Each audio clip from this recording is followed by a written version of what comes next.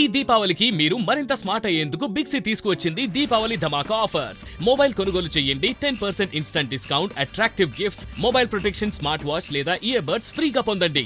ఈ దీపావళిని మరింత బ్యూటిఫుల్ గా మార్చుకోండి బిగ్సీ దీపావళి ధమాకా ఆఫర్స్ తో. ఈరోజు తెల్లారుజామున జరిగిన ఈ ఇన్సిడెంట్ ఏదైతే ఉందో అందరినీ కలిచివేసింది. అసలు జాతీయ రహదారి 44 జాతీయ రహదారి, ఇది కాశ్మీర్ నుండి కన్యాకుమారికి వెళ్ళేటటువంటి ఈ రహదారి మీద ఈరోజు తెల్లవారుజామున జరిగిన ఈ ప్రమాదం ఏదైతే ఉందో, ఈ ప్రమాదంలో మనం చూస్తూ ఉన్నాం. ఈ బస్సు అంతా కూడా ఓల్వో బస్సులో కంప్లీట్గా మనం చూసే ఈ విజువల్ ఏదైతే ఉందో ఇదంతా కూడా చూడడానికి కూడా చాలా ఇబ్బందికరమైనటువంటి పరిస్థితి. ఎందుకంటే ఒక డెడ్ బాడీని మనం చూస్తూ ఉన్నాం. ఇలాంటి డెడ్ బాడీస్ దాదాపుగా ఇప్పటికే జిల్లా కలెక్టరు 11 మంది బర్న్ అయినట్లుగా, సజీవ దహనమైనట్లుగా కూడా అధికారులు ప్రకటించిన పరిస్థితి. ఎందుకంటే ఈ వివరాలు ఇంకా తెలియరాలేదు. ఎందుకంటే బస్సులో దాదాపుగా ప్రయాణించే సమయంలో 39 మంది ఉన్నారు. హైదరాబాద్ నుండి బెంగళూరుకు వెళ్తున్న సమయంలోనే ఈ ఘటన అంతా చోటు చేసుకుంది. మనం చూస్తూ ఉన్నాం.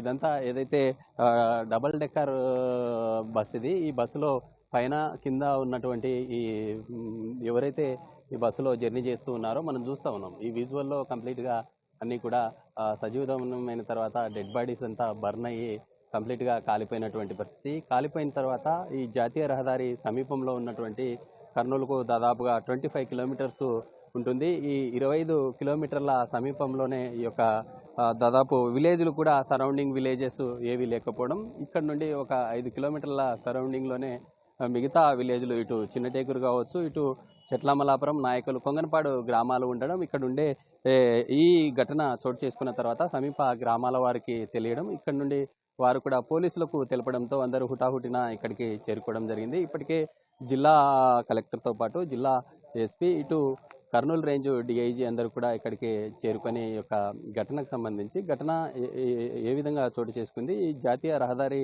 సమీపంలో ఒక బైక్ ఏదైతే ఉందో బైక్ అడ్డు రావడం వల్లే ఈ ఘటన చోటు చేసుకున్నట్లుగా కూడా పోలీసులు ప్రాథమికంగా నిర్ధారించుకున్నారు. మనం చూసే ఈ విజువల్ ఏదైతే ఉందో ఈ బస్సు నుండి నేరుగా ఈ జాతీయ రహదారి సమీపంలోనే దాదాపుగా 200 మీటర్స్ మేర ఈ యొక్క బైకు అడ్డు రావడంతోనే ఇక్కడ నుండి నేరుగా బస్సు దాదాపు 200 మీటర్ల దూరం నుండి ఈడ్చుకొని వచ్చిన తర్వాత ఇక్కడ ఆగిన తర్వాతనే ఈ యొక్క ఒక్కసారిగా ఈ బస్సులో ఉండే షార్ట్ సర్క్యూట్ వల్ల ఈ మంటలు చెలరేగాయి. మంటలు చెలరేగిన తర్వాత అంతా కూడా కంప్లీట్గా ఈ ఘటనకు సంబంధించి అందరూ ఈ బర్న్ అయినటువంటి సమయంలోనే పెద్ద ఎత్తున అర్ధనాదాలతో ఇక ఉండే వారంతా కూడా కొందరు ఈ బస్సుల నుండి ఈ యొక్క ఏదైతే గ్లాసును పగలగొట్టుకొని బయటికి వెళ్ళినటువంటి ఈ పరిస్థితి అయితే నెలకొంది. అయితే ఇక్కడ మనం చూస్తూ ఉన్నాం, ఇప్పటికే పొలిటికల్ రాజకీయ నాయకులతో పాటు పెద్ద ఎత్తున ఇటు జిల్లా అధికారులందరూ కూడా ఇక్కడికి చేరుకొని ఘటన ఏ విధంగా చోటు చేసుకుంది అనే అంశాలపై ఇప్పటికే ఆరా తీస్తున్నటువంటి సిచ్యువేషన్ అయితే కనిపిస్తూ ఉంది. అయితే మనతో మాట్లాడడానికి కొంతమంది నాయకులు ఉన్నారు. వారితో కూడా మాట్లాడించే ప్రయత్నం అయితే చేద్దాం. అయితే మనం చూస్తూ ఉన్నాం కదా, ఇదంతా కూడా బస్సు ముందు వైపు ఉన్నటువంటి ఓల్వో వెహికల్ ఇది. ఈ వెహికల్ కంప్లీట్ చూస్తే అసలు చూడడానికి కూడా కంప్లీట్గా బర్న్ అయిపోయినటువంటి పరిస్థితి. అయితే పోలీస్ అధికారులు కావచ్చు, ఇటు రెవెన్యూ అందరూ ఇక్కడికి చేరుకొని అబ్జర్వ్ చేస్తూ ఉన్నారు. అయితే మనతో మాట్లాడడానికి పాణ్యం ఎమ్మెల్యే గౌరచేతారెడ్డి ఉన్నారు. మేడం చెప్పండి, అసలు ఈ ఘటన ఎలా చోటు చేసుకుంది, అసలు ఇది చాలా విషాదకరమైన ఘటన. ఇది 3:30 ఆ టైంలో జరగడం జరిగింది. ఈ బస్సు హైదరాబాద్ నుంచి బెంగళూరు వెళ్తూ ఉంది. ఒక బైక్ అతను రావడం వల్ల అతను బైక్ కిందికి వెళ్ళిపోవడము, అతని ట్యాంక్ అంటుకొని ఈ బస్సు ట్యాంక్ కూడా అంటుకోవడం వల్ల ఇంతమంది సజీవ దహనం కావడం జరిగింది. దాదాపు 42 మెంబర్స్ దాకా దీంట్లో ప్రయాణం చేస్తూ ఉన్నారు. 22 మెంబర్స్ సేఫ్గా ఉన్నారు. 20 మెంబర్స్ మాత్రం ఇప్పుడే మనము చూస్తూ ఉన్నాము. కాబట్టి దీనికి ఉన్న వాళ్ళకు కూడా మెరుగైన వైద్యం అందించాలి, వాళ్ళని ఆదుకోవాలని కానీ సీఎం గారు చెప్పడం జరిగింది. అలాగే హోమ్ మినిస్టర్ గారు కూడా ఇందాకే జరిగింది, తను కూడా బయలుదేరి వస్తూ ఉన్నారు. మేడం ఇప్పటికే అంటే ఈ బస్సులో వారి డేటా ఏమన్నా సేకరించడం జరిగిందా? సేకరించిన తర్వాత ఇప్పటికే ఎంతమంది బయటపడ్డారు? 42 మెంబర్స్ ఉన్నట్టు మనకు తెలిసింది. దీంట్లో 20 మెంబర్స్ దాకా సజీవ దహనం కావడం జరిగింది. అది ఈ బస్సు వివరాలు అన్నీ సేకరించడం జరుగుతుంది. కొద్దిసేపట్లో మనకి ఇంకా అన్ని వివరాలు వస్తాయి. ఇది మనం చూస్తూ ఉన్నాం. ఇప్పటికే ఈ బస్సు దగ్ధమైనటువంటి ఈ ప్రాంతానికి పెద్ద ఎత్తున ఇటు అధికారులతో పాటు రాజకీయ నాయకులు కూడా చేరుకుంటున్నటువంటి పరిస్థితి మనం చూస్తూ ఉన్నాము. ఇదంతా బస్సులో బర్న్ అయినటువంటి ఈ డెడ్ బాడీస్ మనం చూస్తూ ఉన్నాం. అసలు చూడడానికి కూడా అందరినీ కలిసివేసేటటువంటి పరిస్థితి. ఎందుకంటే ఈ విధంగా బర్న్ అయినటువంటి డెడ్ బాడీస్ ఇటు మొత్తం డబుల్ డెక్కర్గా ఉన్నటువంటి ఈ బస్సు పైన నుండి కంప్లీట్గా బర్న్ అయ్యి కింద పడినటువంటి పరిస్థితి ఈ రోలో మనం చూస్తూ ఉన్నాం. అటు ఇటు రెండు వైపులా కూడా కంప్లీట్గా అంతా కూడా ఈ డెడ్ బాడీస్తో ఉన్నటువంటి పరిస్థితి. అయితే ఈ ఘటన సంబంధించి జాతీయ రహదారిలో ఎలా చోటు చేసుకుంది, ఈ తెల్లవారుజామున ఈ బైకు రావడంతోనే ఇలా చోటు చేసుకుందని ప్రాథమికంగా కూడా చెప్తూ ఉన్నారు. ఈ ముందు భాగం ఏదైతే ఉందో ముందు భాగంలో మొదట బైకు అడ్డుపడినటువంటి పరిస్థితి. ఈ బైకు అడ్డుపడడంతోనే ఇలాంటి సిచ్యువేషన్ నెలకొంది. ఈ బైకు ముందు భాగంలో అడ్డుపడడంతోనే అడ్డుపడిన తర్వాత ఒక్కసారిగా బర్న్ అయింది. బర్న్ అయిన తర్వాతనే ఈ యొక్క మంటలు పెద్ద ఎత్తున చెలరేగడంతో ఇక్కడే స్థానికంగా ఉన్నటువంటి గ్రామస్తులు అందరూ కూడా ప్రాంతానికి చేరుకున్నటువంటి పరిస్థితి.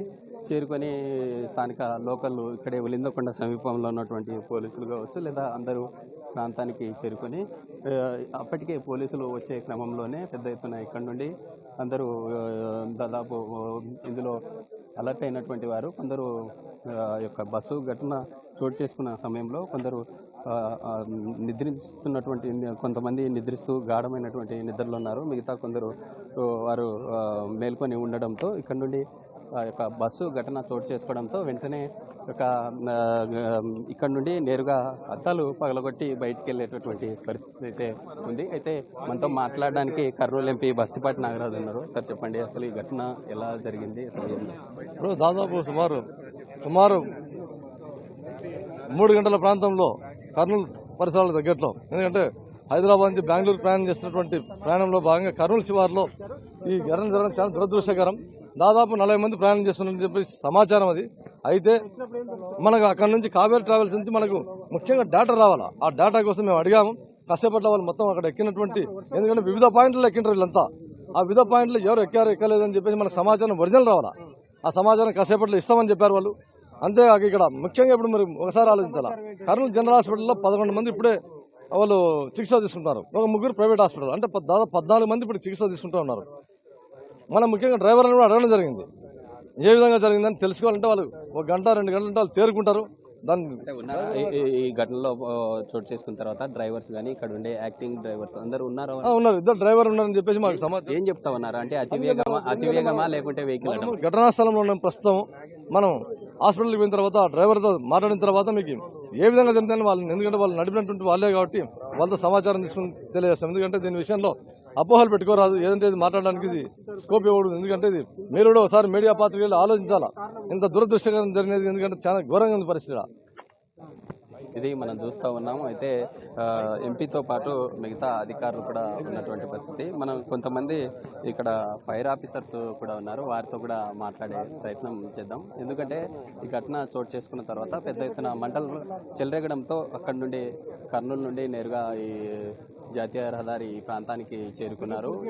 చేరుకున్న తర్వాత ఇప్పటి వరకు కొద్దిసేపటి క్రితం కూడా ఈ బస్సులో మంటలు చెలరేగుతూ ఉన్నాయి. ఇలాంటి సమయంలోనే ఇక్కడికి ఈ ఫైర్ సంబంధిత అధికారులు ఇక్కడికి చేరుకొని ఈ బస్సును మంటలను అదుపు చేశారు. అదుపు చేసిన తర్వాత ఇందులో ఇప్పటికే దాదాపుగా ఎంతమంది ఇక్కడే సజీవ దహనం అయ్యారు అంటే ఈ డేటాను ఖచ్చితంగా ఐడెంటిఫై చేయాలంటే ఈ కావేరీ ట్రావెల్స్ ఈ బస్సులో ఎంతమంది ఉన్నారు, ఆ సమయంలో వారి యొక్క డేటా ఉన్న తర్వాతనే తెలుస్తుంది. మనం చూస్తున్నాం ఈ బస్సు బర్న్ అయిన ముందు భాగంలోనే ఈ ఫైర్ వెహికల్ను ఇక్కడే ఉంచారు. ఇక్కడ నుండి నేరుగా మరోసారి ఇక్కడ నుండి నేరుగా ఈ యొక్క బస్సు సమీపంలోనే బర్న్ అవుతున్నటువంటి సమయంలోనే అదుపు చేసినటువంటి పరిస్థితి. అయితే మనతో మాట్లాడడానికి ఎంపీ బైరెడ్డి శబరి ఉన్నారు. మేడం చెప్పండి, అధికారులు ఏం ఐడెంటిఫై చేశారు, బస్సులో ఎంతమంది ప్రయాణించారు? దాదాపు 40 మంది ట్రావెల్ చేస్తూ ఉన్నారు బస్సులో. దివాళీ కాబట్టి అక్కడ నుండి హైదరాబాద్ నుండి బెంగళూరు బౌండ్ బస్సు ఇది. ఇది పొద్దున పూట జరిగిన ఇన్సిడెంట్. బైక్ని కొట్టారు. ఆ బైక్ని కొట్టడంతో డైరెక్ట్ ఫ్యూయల్ ట్యాంక్ని కొట్టడము, వెంటనే మినిట్స్లో ఎక్స్ప్లోడ్ అవ్వడము. ఇది చాలా బాధాకరమైన విషయం. 40 మంది ప్రయాణం చేస్తుంటే 19 మందిని మనం ఐడెంటిఫై చేసాము. హాస్పిటల్ దగ్గరికి అక్కడ ఉన్నారు, ట్రీట్మెంట్ తీసుకుంటున్నారు. ఇంకా మిగతా వాళ్ళు ఫుల్లీ బర్న్ బాడీస్ ఉన్నాయి. ఎవరు ఏంటి అనేది మనం ఐడెంటిఫై చేయడానికి కొంచెం సమయం పడుతుంది. కాబట్టి మేబీ ఇంకొక 1 or 2 అవర్స్లో మనకు ఫుల్ క్లారిటీ వస్తుంది. మేడం, ఈ సిచ్యువేషన్, ఈ ఘటన జరిగిన సమయంలో ఎవరైనా ప్రత్యేక సాక్షులు ఉన్నారా? ఏం జరిగిందని చెప్తారు? ఈయన పక్కన witness he was coming opposite direction నుంచి వస్తున్నాడు. ఆపోజిట్ డైరెక్షన్ నుంచి వస్తూ ఉన్నప్పుడు పాపం అక్కడ ఫైర్ వచ్చిందని వెంటనే పరిగెత్తడంతో విత్ ఇన్ మినిట్స్ అది కాలిపోయింది. 2 నిమిషాల్లో మొత్తం బస్సు ఫైర్ ఐడెంటిఫై చేశారమ్మా. కొంతమంది దూకిన వాళ్ళను కాపాడగలిగాను అని అంటున్నారు. ఈజ్ అ రియల్, పాపం నిజంగా రియల్ హీరో. మాకన్నా ముందు ఈయన వచ్చి కాపాడాడు. ఇలాంటి వాళ్లకు ధన్యవాదాలు. అండ్ ఇలాంటి వాళ్ళు మేబీ అక్కడ కొంతమందినైనా కాపాడగలిగాడు. Maybe is God sent messenger ఏమో, కొంతమందినైనా కాపాడగలిగాడు. Hats off to you sir. అయితే ఈ బస్సు ఘటన చోటు చేసుకున్న తర్వాత ప్రత్యేక సాక్షి ఉన్నారు, వారితో మాట్లాడదాం. అంటే చెప్పండి, అసలు ఈ ఇన్సిడెంట్ జరిగిన సమయంలో మీరు ఎప్పుడు చూశారు?